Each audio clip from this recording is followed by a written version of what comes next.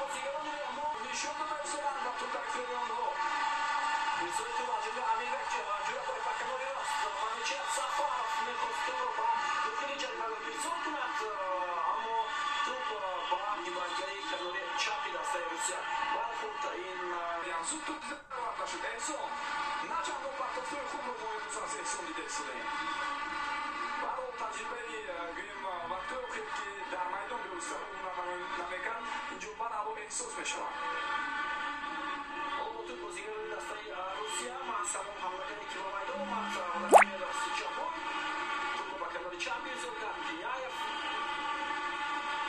حمله نوبتی تیم روسیه از مرکز شروع میشه فوزن موتور رو میگن نسبت با 45 دقیقه نیمه اول رقابت رو در 16 دقیقه قسم دوم فوزن ما خوبتر و بهتر بازی کرده ایستادن امکانیت گرفتن توپ بود حسین زکریان با توپ پاس با کناری رستم با مانچر جلیلوف امکانیت نمیگن فوتبالی دسته روسیه مانچر جلیلوف اما قدر برای گرفتن توپ خوبتر تلاش میکرد و کمک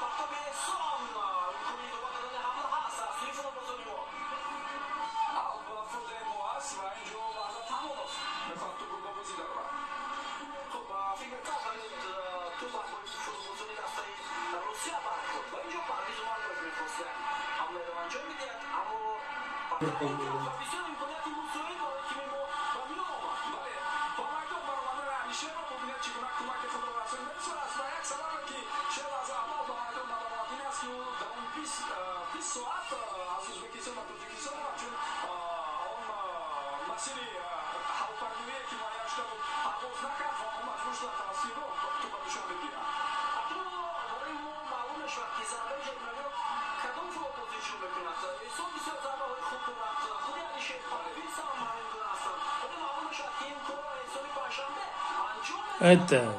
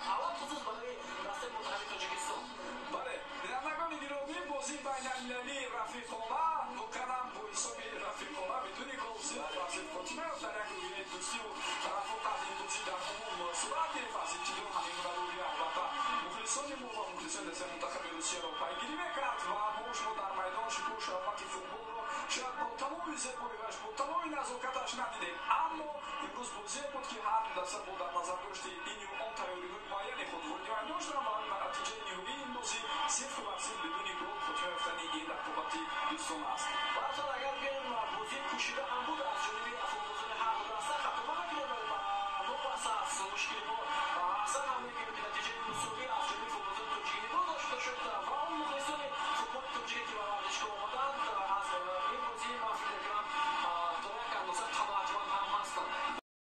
Только что сборная Казахстана, возглавляемую Адиевым, 2-0 у себя дома. И ну, там действительно хорошая, по азиатским меркам очень хорошая сборная. Обратите внимание, да? Какое единение сейчас. Великолепная атмосфера все равно. Давайте мы скажем, что да, и организация была хорошая, и переполненный стадион. Но всегда приятно играть. И еще раз, это ностальгия, воспоминания того, что творилось тогда. Тогда на стадион попасть было невозможно. И подготовка к матчам шла уже, если игра, допустим, в 7 вечера, то весь город готовился в 12 дня. Они занимали все эти кафе, все рестораны, там готовился этот плов везде. И затем забивался стадион до отказа. Да, атмосфера. Мы видим, что и эмоции положительные у сборной Таджикистана. Потому что на самом деле результат для них супер. Если кто-то им сказал, что перед началом матча вы сыграете в ничью, и вы будете иметь по несколько моментов у ворот. И в принципе во втором тайме мы не увидели у сборной России почти, да и в первом тайме не было таких моментов. Поэтому... Кость, ну что, очень коротко. Давай. Сборной больше не увидим после такой игры. Да. По персоналям? Да, по персоналям, очень быстро прям. Давай, не больше. Да нет, у любого есть шанс я думаю, что да.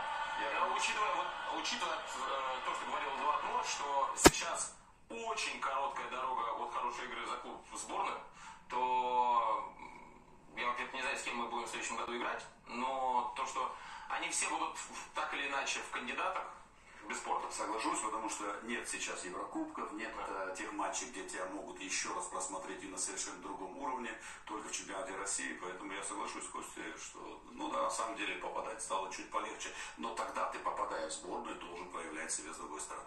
Спасибо большое вам за этот эфир. Студия Лайф работала на матче Таджикистан-Россия. У нас еще будет студия такая закрывающая. Там Александр Пойда, Станислав Минин, Александр Григорян. Хочу сказать самое важное, наверное, что надо сказать после этого матча. Сергею Косякову здоровья. Пускай травма будет не самой тяжелой.